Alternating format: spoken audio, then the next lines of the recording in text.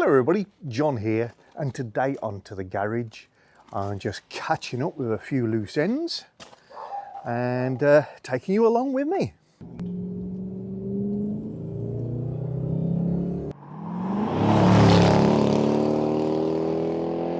Here is the bracket where I put the built hamber product on.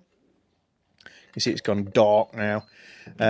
My idea to let you do a time lapse, of course, failed because of the battery almost as soon as I'd said it. But that's how it looks after it's been left around. Probably took 3/4 of an hour tops to do that. So I'll pop a bit of paint on that in a mo.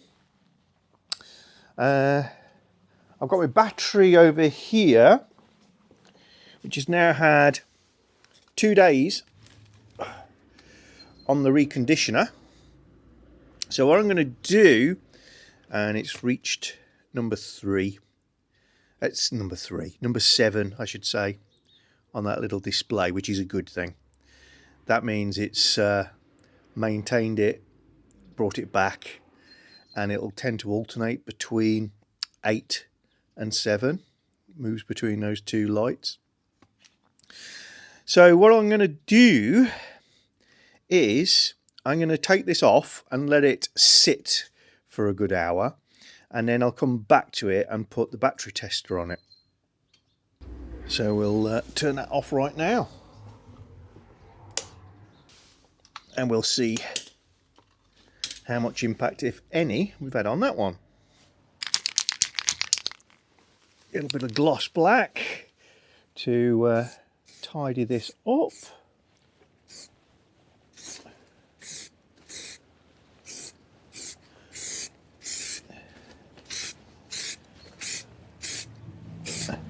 Try and get in the awkward spots first, like in that pocket,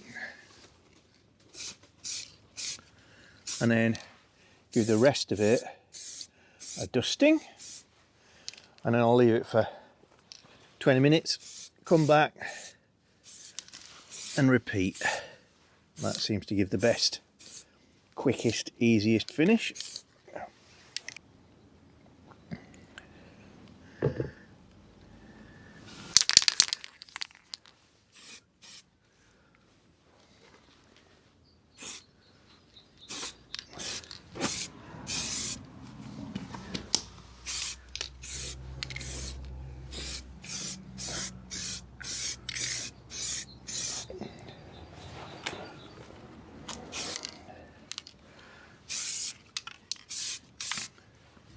And then turn your can upside down, remember. Give it a couple of squirts. That'll stop the nozzle from blocking up. As I mentioned, myself and Purdy, I've got a business trip to go on. Ah, the door's open already.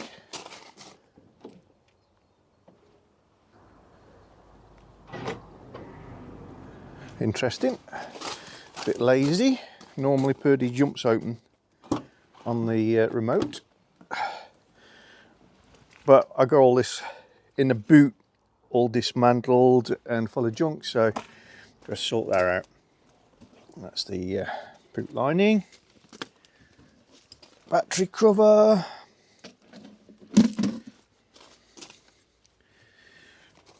wheel nut key, and the cover remover, I should say, not cover. Battery. What's I doing with that? Can't remember.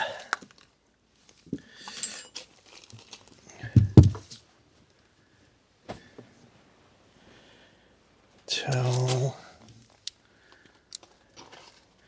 Battery clamp.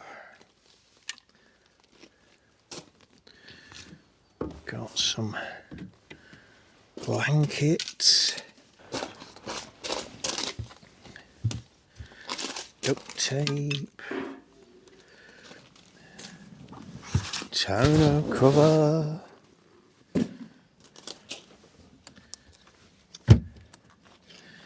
Jaguar Enthusiast magazine, my teddy,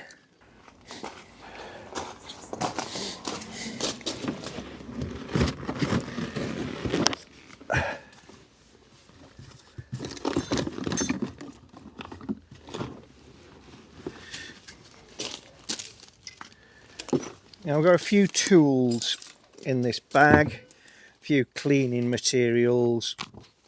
They just live in there. And no, the bag's not secured, it's just got Velcro on the bottom. This is a generic bag, you know, you get them off of eBay, I would suggest, or Amazon, from all sorts of different brands. It just sticks nicely to the carpeted boot liner and stays where you put it. There, stay there for a moment.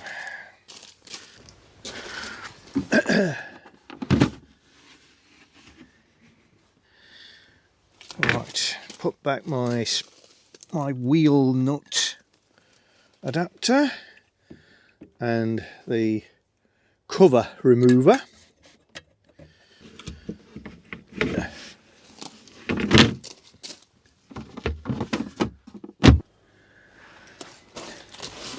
You'll note I've got a little till receipt attached here. That's my last battery test on this 22, so I need to do another one.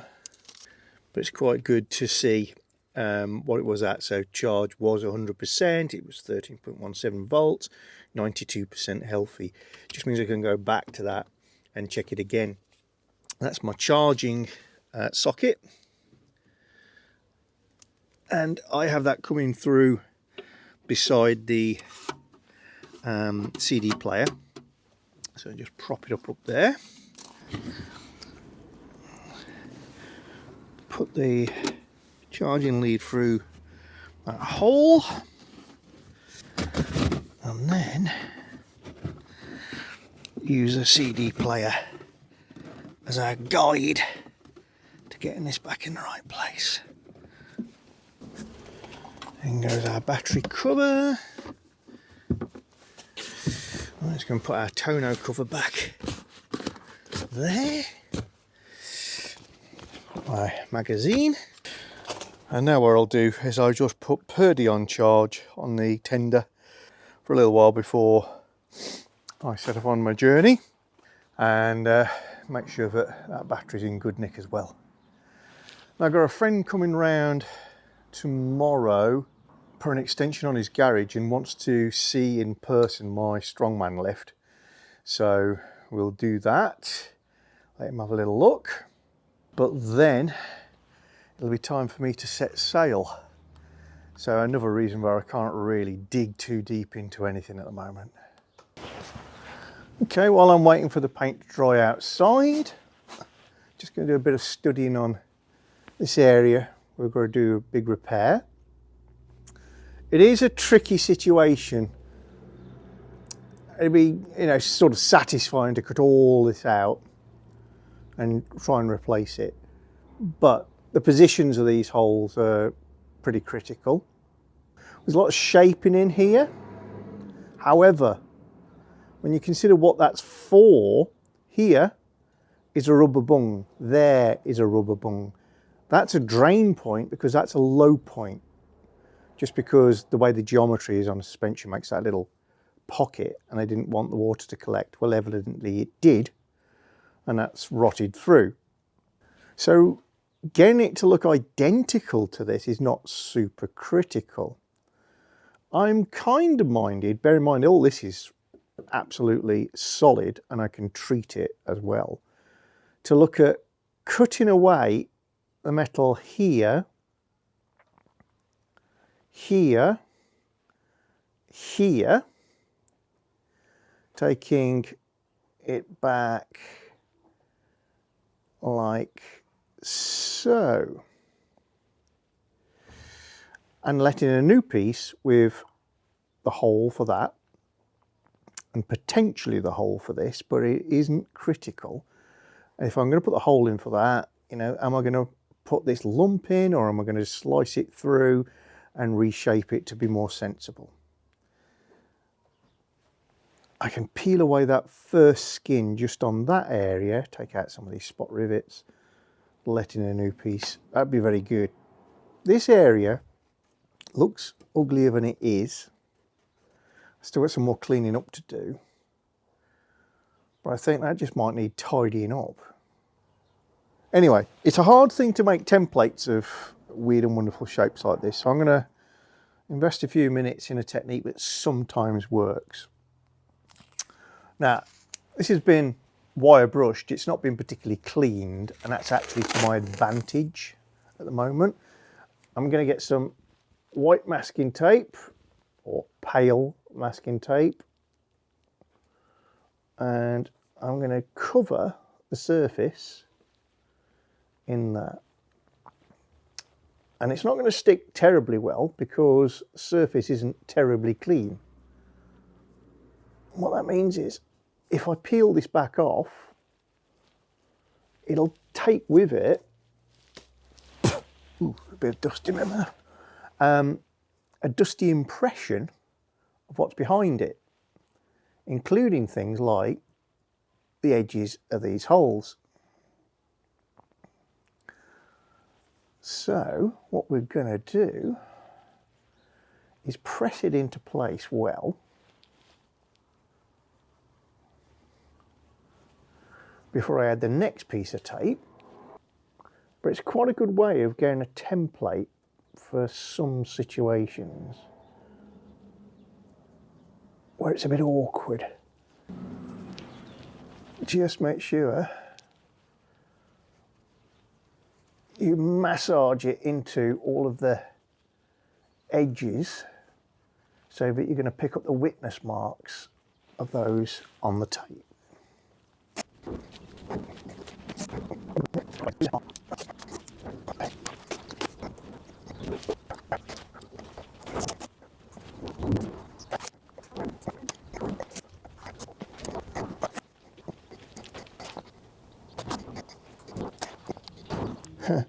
I might make this the thumbnail for my video.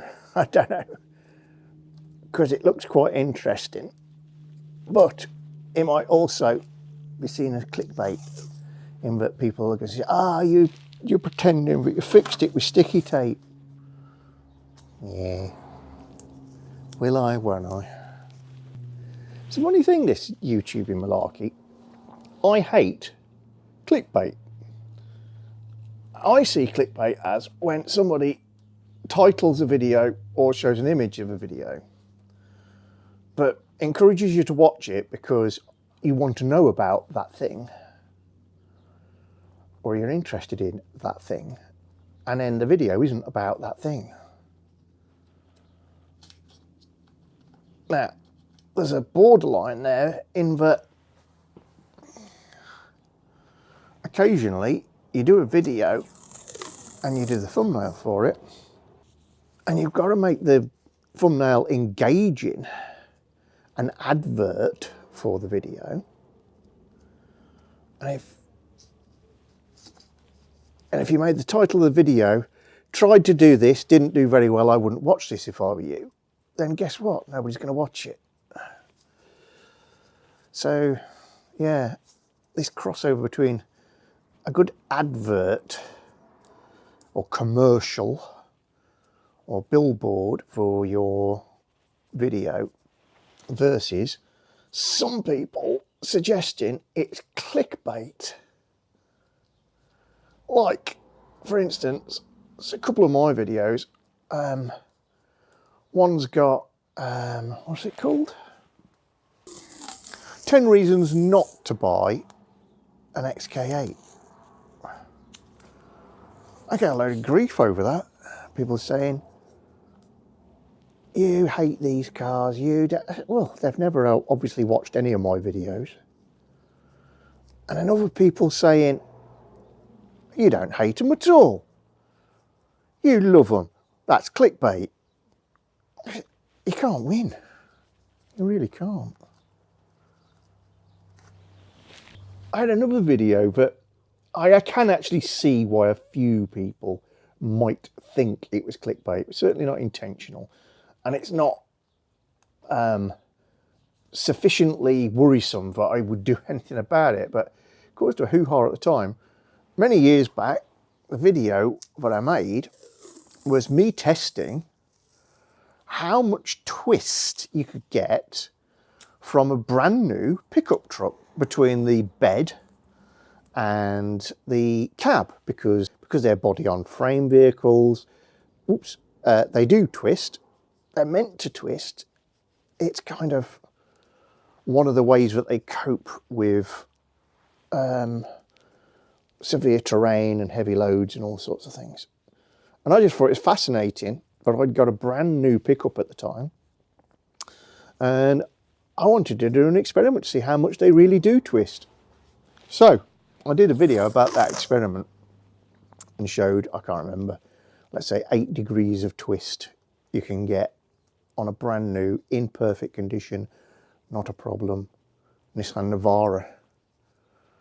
And I showed a thumbnail of the vehicle in a twist situation. And I think the title was something like, how much twist do you get on a brand new Navara chassis?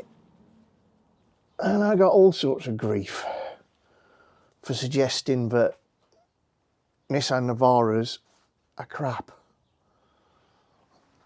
Well, I didn't. And when you look at the video, it's exactly what it says on the tin. People have just interpreted it differently, and it wasn't my intention. So yeah, I hate clickbait. Sometimes you're accused of it, and it's not. So I think you just have to roll with the punches and go with it. So that is an interesting image. I'm always thinking about this as a YouTuber. You think, oh, here, look, I'm pointing.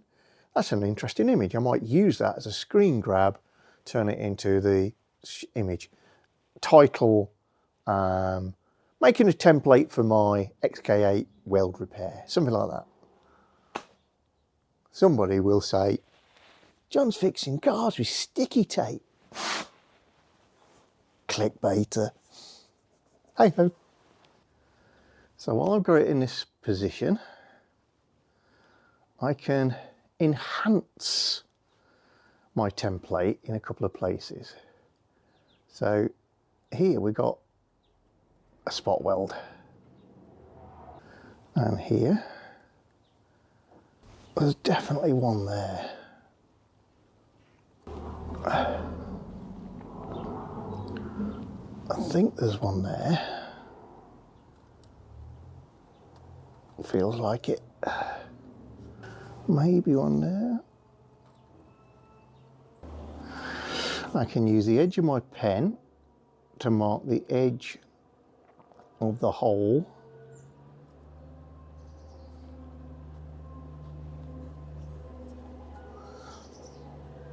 But still there.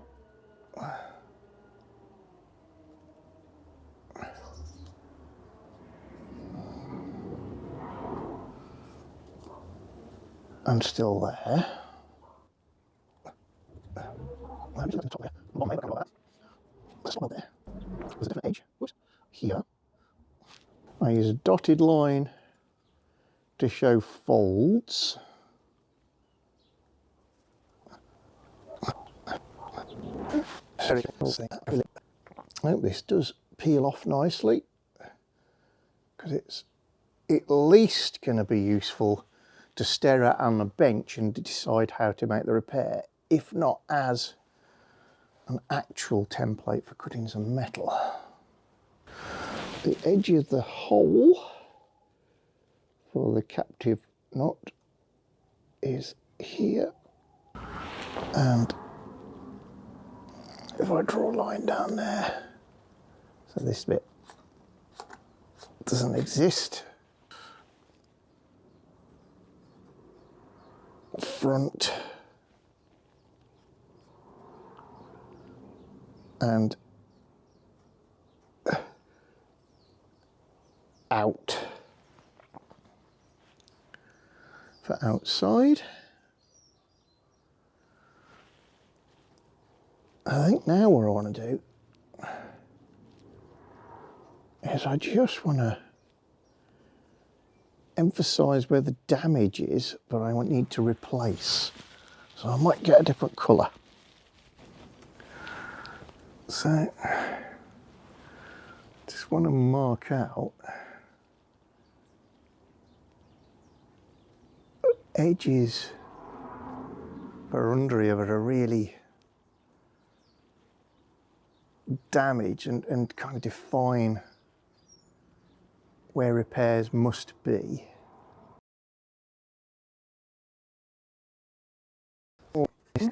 It all looks a little less daunting when laid out like this.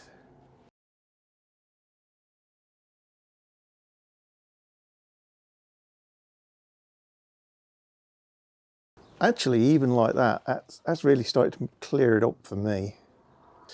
I could cut this whole shape out probably up to that line, like that.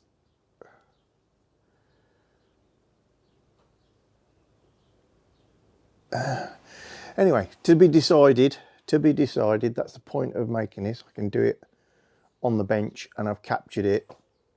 So what I'm going to do now is try and peel this off and we'll transfer it to a piece of cardboard. See all the dirt and muck. I mean, it wasn't filthy, obviously, but that dirt and muck has stopped it from fully sticking, which is to our advantage. Masking tape is quite flexible and distortable, so you know this is not going to be perfect. But it's going to be so much better than guesswork.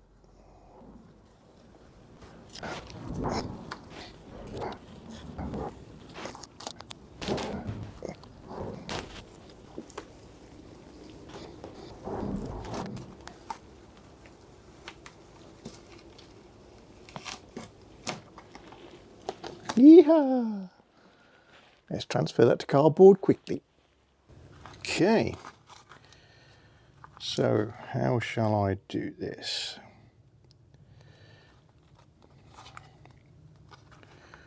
With this edge on here.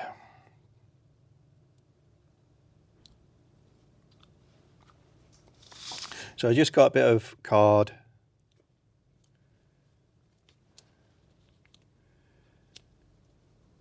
I'm going to stick the masking tape to. There's no point trying to get absolutely flat onto the card because obviously there's three-dimensional aspects to the thing I was modelling. So it's not going to be mega accurate, as I said, but it's going to be quite close. So this area here is very rough. This area is raised, but this area was flat.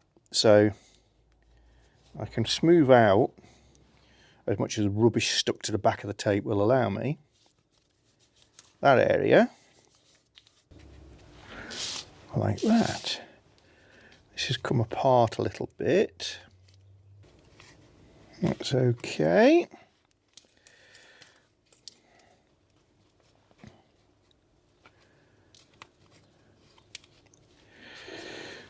Dotted line, remember, was a fold.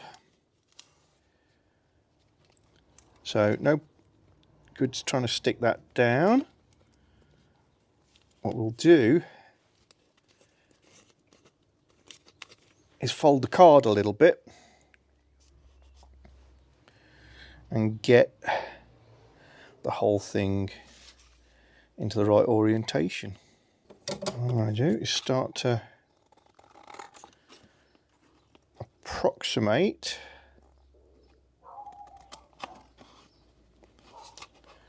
the shape.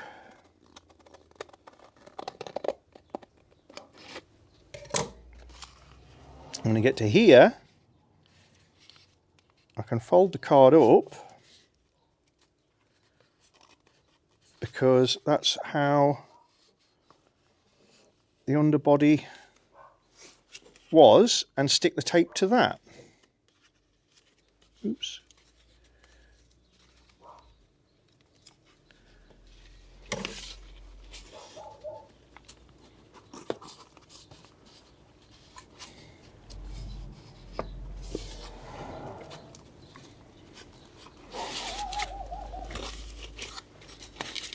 Like so.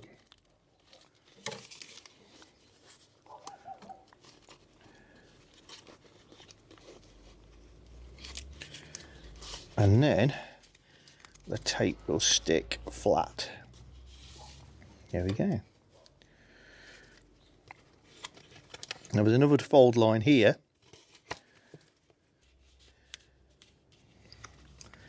Now this was a down, I think. Yeah, it was.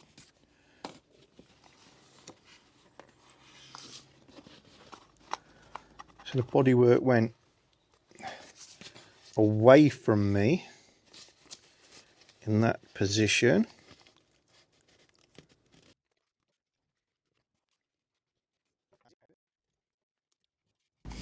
Who'd have thought, eh? Repairing your Jag, you need origami skills.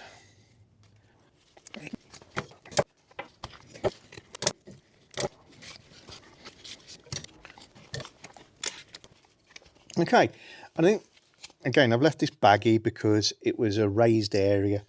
I don't want to stretch the tape and get things wrong. But ultimately, I'll bodge that one into place for the hole position. Let's go and just take this back under the car and see if it's anything like the right shape.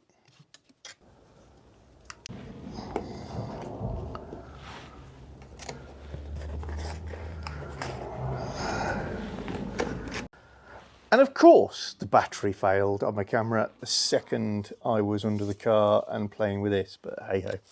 Yeah, so I've managed to shape it better, and I've started to think about different possibilities for repairing this. I'm probably looking at making a repair piece. Step away from the camera a bit, John. A repair piece that sort of goes up here, around here, cuts through this hole and cuts off the back end of this. That, I think, would be the easiest option, but I'll do some more pondering. I mean, I could make the entire piece, but it means taking out the entire piece without damaging the material around it, etc. You know, I've got to ponder. I have refitted the bracket temporarily, and the reason for doing that was just to remind me of what it covers, what it doesn't cover, and it's a lot easier to see now. It's all cleaned up and shiny. In fact, I'll take a quick still right now, and what you'll also see up there is some blue chalk lines. That's where I was trying out some of my ideas for where to cut it to make a repair piece. I've got the battery tester out. The battery, so the sun's going down now, has been off charge actually for about 4 hours now. So anybody who was following along with my restoring technique using a combination of a rubber mallet and the C-Tech, this is the result. Let's have a look. So let's see what result we get. I've got the before condition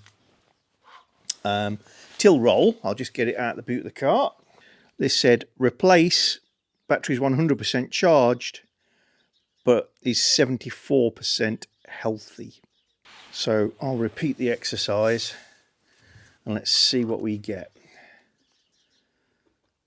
So battery test, regular flooded, EN 830 amp, voltage too high, remove, surface charge. For example, turn on the headlights. That's tricky. Let me do something in the background.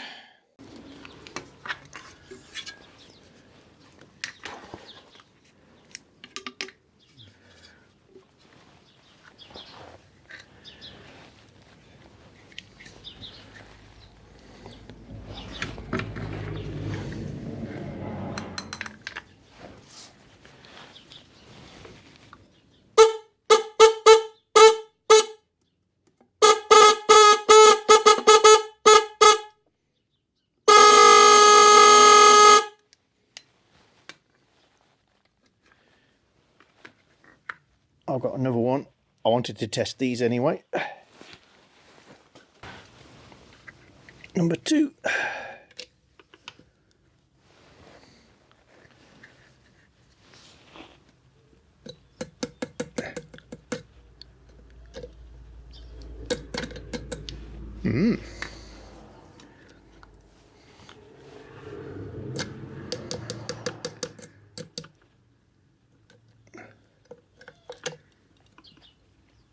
No.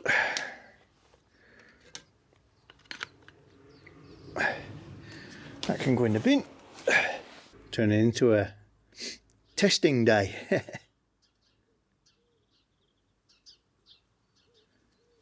Right. Testing.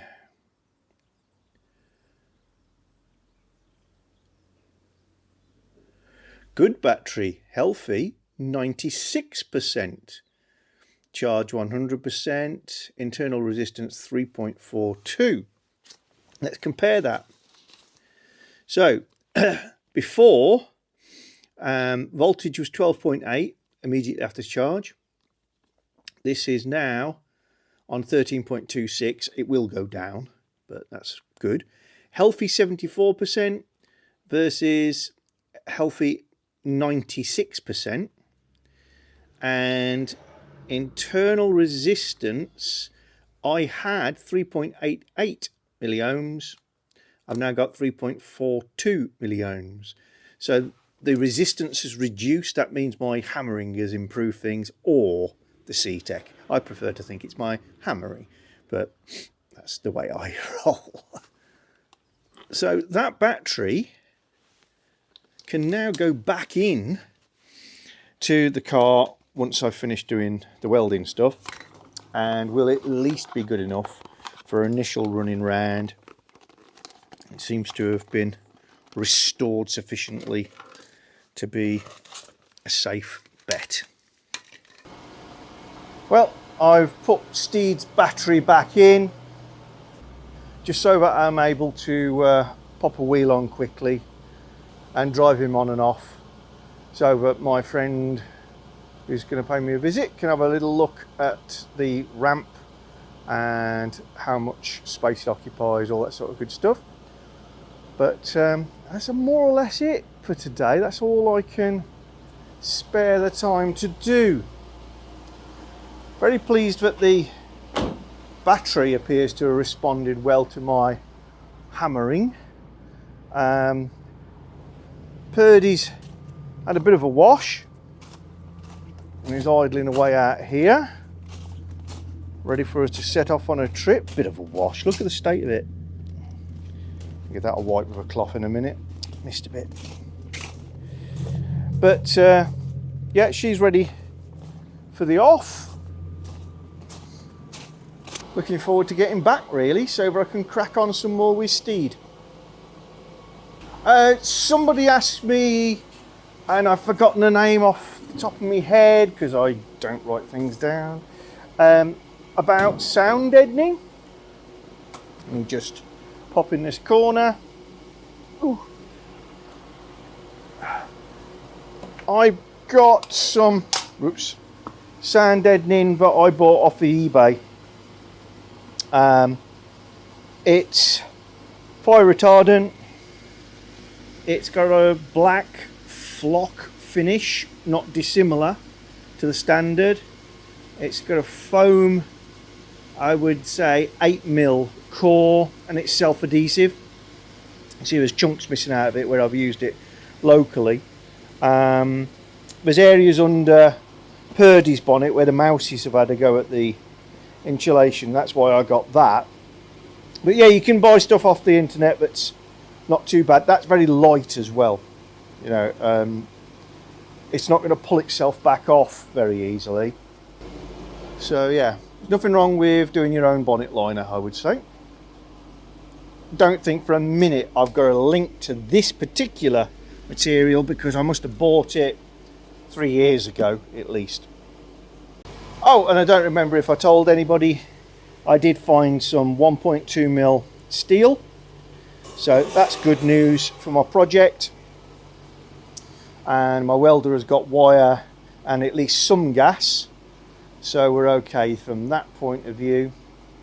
And that's my other mask I mentioned the other day, which is very dusty. That's better than the paper mask, but it didn't fit well underneath this visor, so I wasn't wearing that. Stay safe all, and I'll see you all very, very soon on To The Garage. Bye.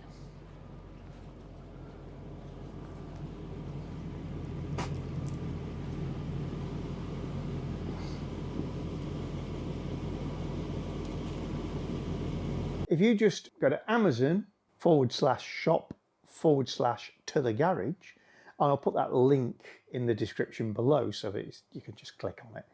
It takes you to a To The Garage area of Amazon that is categorized into hand tools, power tools, gadgets and gizmos, things specifically the XK8, etc.